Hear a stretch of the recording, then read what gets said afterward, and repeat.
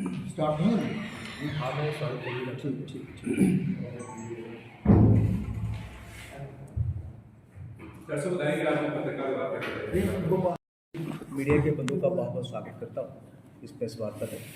Bharatiya Janata party के बहुत ही वरिष्ठ नेता आदरणीय पूर्व में डिप्टी सीएम रहे डॉक्टर निर्मल सिंह साहब भारतीय जनता पार्टी मुख्यालय में आए हैं। सबसे पहले तो मैं आदरणीय डॉक्टर साहब का बहुत बहुत स्वागत करता हूँ और आप सभी मीडिया के बंधुओं का भी बहुत बहुत स्वागत करता हूँ। आज की ये प्रेस वार्ता, जैसे कि आप सब जानते हैं कि भारतीय जनता पार्टी की तरफ से आदरणीय प्रधानमंत्री जी ने और आदरणीय हमारे राष्ट्रीय अध्यक्ष जी ने जो पिछले कल हमारा जो भारतीय जनता पार्टी का संकल्प पत्र किस प्रकार से रहना चाहिए, किस प्रकार से रहेगा, ऐसी पूरी जानकारी आदरणीय राष्ट्रीय अध्यक्ष जी द्वारा और हमारे पार्टी के सीनियर नेताओं द्वारा दी गई भारतीय जनता पार्टी की तरफ से। उसी के संदर्भ में आज की ये प्रेस वार्ता है। तो मैं इस प्रेस वार्ता को आगे बढ़ाने के लिए आदरणीय हमारे डॉक्टर निर्मल सिंह जी जो पूर्व में डिप्टी सीएम साहब, उनसे निवेदन करूँगा कि आप सबसे ये बातचीत।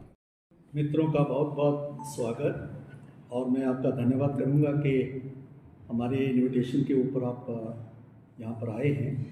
जैसा गोपाल जी अध्यक्ष जी ने हमारे ध्यान में बात लाई है कि कल ही हमारा संकल्प पत्र 2024 इसको रिलीज़ किया गया है और उसमें प्रधानमंत्री नरेंद्र भाई मोदी, हमारे राष्ट्रीय अध्यक्ष जेपी नड्डा साहब, राजनाथ सिंह जी जो हमारे रक्षा मंत्री हैं और इस संकल्प पत्र के जो चेयरमैन थे, और अमित भाई शाह और जो हमारे गृह मंत्री हैं, और सीतारमण जी जो हमारे फाइनेंस मिनिस्टर हैं, उन्होंने इसको रिलीज़ किया है।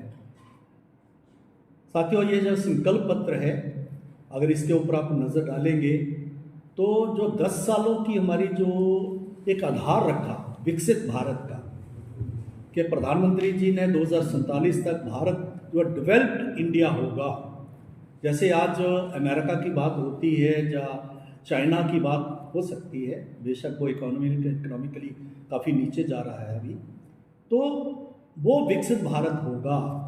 इस प्रकार का जो एक लक्ष्य रखा है 2047 के लिए, उसके लिए 10 साल तक उन्होंने उसी के मद्देनज़र कार्य किए और आगे 5 साल के लिए उसका प्रारूप है कि हम जो है विकसित भारत के लिए हम 11वीं के इकोनॉमी से हम 5वीं पर आए हैं, आर्थिक तो ताकत बने हैं, और 5वीं से अगले 5 सालों में तीसरी ताकत बनेंगे।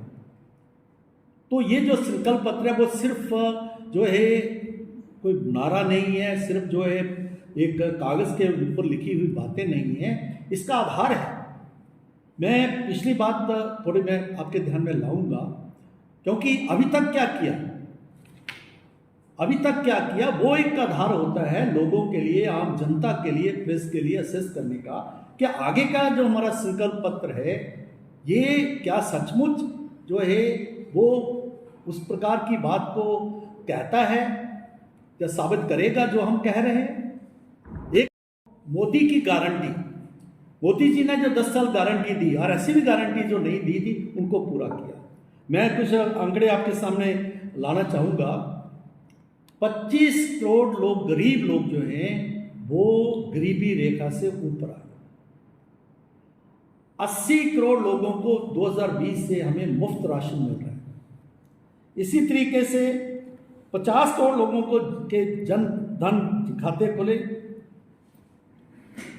10 करोड़ लोगों को रसोई गैस के चूल्हे मिले, 34 करोड़ को आयुष्मान भारत, 34 करोड़। जम्मू कश्मीर में तो 1 करोड़ 35 लाख जो लोग हैं सभी को, हमें और आपको भी जो है उसका आयुष्मान भारत 5 लाख रुपये का बीमा है।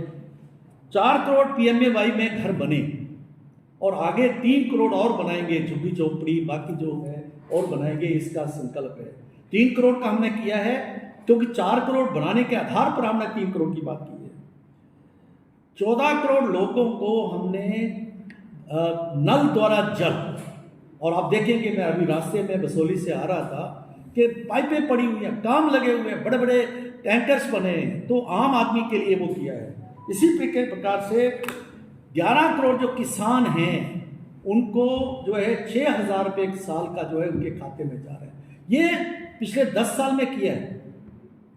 कुछ जो मैं आंकड़े तो बहुत हैं, ये कुछ आपके ध्यान में नहीं ले रहा। अभी जो है कि अगले 5 साल में हम क्या करेंगे, उसके लिए जैसे मैंने कहा कि 24 वर्टिकल्स एक जो आयाम तय किए हैं, जिसमें 10 जो है उसके सेक्शंस हैं, जो सामाजिक जो सेक्शंस हैं उनको बांटा गया है, जिससे मुख्यतः गरीब, किसान, महिला और जो है नौजवान, 4 के ऊपर मुख्य फोकस है। उन चारों के लिए उन्हें अलग अलग प्रकार के जो है कार्यक्रम हमने रखे हुए हैं। और इसमें जो उसमें आगे है जो है सीनियर सिटीजन्स के लिए 70 साल के ऊपर जितने भी सीनियर सिटीजन हैं उनको आयुष्मान के कवर में लाया गया है। पहले सिर्फ गरीब आते थे, अभी हर कोई बुजुर्ग जो 70 साल से ऊपर है उसका 5 लाख का बीमा होगा। इसी प्रकार से एक और बात तुमने कही है कि जिस प्रकार से काफ़ी लोग जो हैं न्यू मिडल, जो मतलब लोअर मिडल में थे या क्या कहते गरीबी रेखा में थे, अभी वो जो है जैसे 25 करोड़ लोग हैं वो गरीबी रेखा से ऊपर आए हैं। नया जो उनको घर मिला है, उनको गैस मिली है, उनको राशन मिल रहा है, उनको और कोई चीज़ें मिली हैं। उसके बाद वो वापस जो है फिर वहीं तक नहीं चले जाए, तो उनको विशेष तौर पे हमने एक स्टेज पर उनको ले आए, लेकिन फिर से अगले 5 साल आगे फिर किसी कारण से वो वापस ना जाएं, उसके लिए जो है ये विशेष जो है ध्यान रखा गया है। सेक्टर जैसे टैक्सी वाले हैं, ऑटो ड्राइवर्स हैं, जो डोमेस्टिक हेल्प्स हैं, जो घर में काम करने वाले थे जिनकी कोई देख, उनको भी बाकी जो सुविधाएं बाकी लोगों को मिल रही हैं उनको भी सुविधाएं मिलेगी। इसी प्रकार से छोटा जो बिजनेसमैन जो पिछला के कारण से उसके लिए उसको उसका जीवन स्तर बढ़े, उसको भी बाकी जो सुविधाएं देने की बात है अलग उनके लिए उसको भी रखा गया है। इसी प्रकार से SCs, STs, OBCs मैं आपके ध्यान में लाऊं, अभी भी प्रधानमंत्री नरेंद्र भाई मोदी जी की जो कैबिनेट है 60% से ऊपर जो हमारे कैबिनेट मिनिस्टर्स है, जो मिनिस्ट्री है उसमें शेड्यूल कास्ट हैं, ST हैं, शेड्यूल ट्राइब्स हैं और OBC के लोग हैं। इसी प्रकार से यहाँ तो वो लागू नहीं होता है फिशरमैन, तो ये जो है ये 10 सेक्शन जो हैं उनको जो है इसको चिन्हित किया गया है। इसी प्रकार से 14 सेक्टर्स हैं, क्योंकि इससे आपको लगेगा कि 14 सेक्टर्स क्या है। पहला है यूनिवर्सल ब्रदरहुड। आपने देखा होगा G20 में जहां पर जहां G20 हुआ तो पीछे वासुदेव कुटुंबकम इस प्रकार का नारा है। भारत जो है यूनिवर्सल रोल सीक करेगा और हम वीटो पावर हम बने, उस प्रकार से हमारा परमानेंट जो हम मेंबर बने UN में, इस प्रकार का हमारी कोशिश रहेगा और उसके बहुत बड़े नज़दीक हैं हम। तो उसके लिए हमने देखा जिस प्रकार से यूक्रेन और जो है उसके युद्ध में बच्चों को निकालना, 1.5 करोड़ के लगभग इस प्रकार के युद्धों से हमने हमारे जो लोग फंसे हुए थे, चाहे वो यूक्रेन युद्ध है या ये अभी जो इजराइल और हमास के बीच में चल रहा है या बाकी कई युद्ध हुए हैं, पिछले 10 सालों में 1.5 करोड़ हमारे लोग जो NRIs थे, जो बाहर मजदूरी करने गए थे, हमारे स्टूडेंट्स थे, उनको बचाया है। इसी प्रकार से सिक्योर्ड इंडिया के सुरक्षित भारत, इसके लिए हमने कहा, हमने चीफ डिफेंस जो है उसका chief of the defence staff इस प्रकार का था CDS, उसका स्ट्रेंथन किया। मैं दूसरी तरफ कांग्रेस का मैनिफेस्टो आप पढ़ेंगे तो उसने क्या किया है, उसका इसको डाइल्यूट करेंगे। हमने कहा टेररिज्म के ऊपर आघात करेंगे और टेररिज्म को समाप्त करेंगे। कांग्रेस के मैनिफेस्टो को आप पढ़ेंगे, उन्होंने क्या क्या पाकिस्तान का तो नाम नहीं लिया, टेररिज्म का नाम नहीं लिया, उन्होंने टैक्स टेररिज्म की बात की है। टैक्स ज्यादा हो ठीक है, वो कम होने चाहिए, ठीक होने चाहिए, लेकिन वो टेररिज्म है। आप भी जब टैक्स लगाते तो टेररिज्म करते थे आप, लेकिन कितना टेररिज्म जो शब्द है उसको इन्होंने डाइल्यूट किया और पाकिस्तान को एक साथ शर्मल शेख में, जैसे डॉक्टर मनमोहन सिंह है जो प्राइम मिनिस्टर थे कांग्रेस के, उन्होंने कहा था, मैं लगभग मान लिया था कि बलूचिस्तान में हम भी जो है भारत की भी इन्वॉल्वमेंट है। जब पाकिस्तान ने कहा, इन्होंने इसका जवाब नहीं दिया। ये जो टेररिज्म को, पाकिस्तान को हम इन्वॉल्व करेंगे, उसे सहमत करेंगे इसके लिए, अरे भाई जो टेररिस्ट है, जो डाकू है, बदमाश है, जो टेररिस्ट स्टेट है, वो कभी इस प्रकार की बात को मानेगी, इस प्रकार का काम। लेकिन हमने कहा कि हम सिक्योर भारत, आर्मी को और स्ट्रेंथन देंगे। हमने जो मिलिट्री थिएटर कमांड जिसका बड़ी बड़ी कंट्रीज में रहता है, कि एक कमांड है, उसके अंडर एयरफोर्स, उसमें सारे बाकी एयरफोर्स है, नेवी है, जो भी उसमें आर्मी इकट्ठा होगा, ताकि हम और इफेक्टिवली अपने जो टेररिज्म के खिलाफ, जहाँ हमारे जो नेबर्स हैं, जो हमारे दुश्मनों से हम डील कर, जैसे हम किस के बॉर्डर पर हैं, चाइना के बॉर्डर पर हैं, हम जो है पाकिस्तान हमारा बॉर्डर लगातार 4 जंगें लड़ी है, जो चाइना हमें आंख तक आता है, उसको डील करने के लिए जो सशक्त हमारी सेना और थिएटर कमांड की हम जो है बात की है, इसमें वो आने वाले वक्त में उसको किया जाएगा। इसी प्रकार से शहर, जो छोटे से शहर, उन छोटे शहरों में क्या है कि ईज ऑफ लिविंग, जैसे बिजली कट रही है, एनवायरनमेंट ठीक नहीं है, या पानी की किल्लत है, तो वहाँ के जो छोटे छोटे शहर हैं और भी सैटेलाइट जो शहर बनेंगे, उसमें क्या है कि हम भारतीय जनता 5 साल में फोकस रहेगा कि वहाँ के लोगों को जो है रहने का, उनका एक आसान सुविधाजनक उनको रहना मिले, उसके लिए हम काम करेंगे। एम्प्लॉयमेंट के लिए हमने कहा कि जो है एम्प्लॉयमेंट के लिए, जैसे यूथ के लिए, एक तो हमने न्यू एजुकेशन पॉलिसी बनाई, जिससे कि यूथ है जो कॉलेज पढ़ने वाला है, और वो एजुकेशन पॉलिसी ट्रेडिशनल नहीं है, मैकॉले वाले जो जिसका आधार था, जो ब्रिटिशर्स ने लिया था क्लर्क पैदा करने के लिए, उसमें न्यू एजुकेशन पॉलिसी, जिसको हमने जो है प्रोफेशनल से जोड़ा है। हमारे टेक्नोक्रेट्स निकले, प्रोफेशनल्स निकले, ऐसे लोग निकले कि वो पढ़ने के बाद अपनी रोजी रोटी खुद कमाएं, प्राइवेट सेक्टर को जब उभरेगा तो उसमें वो जाए।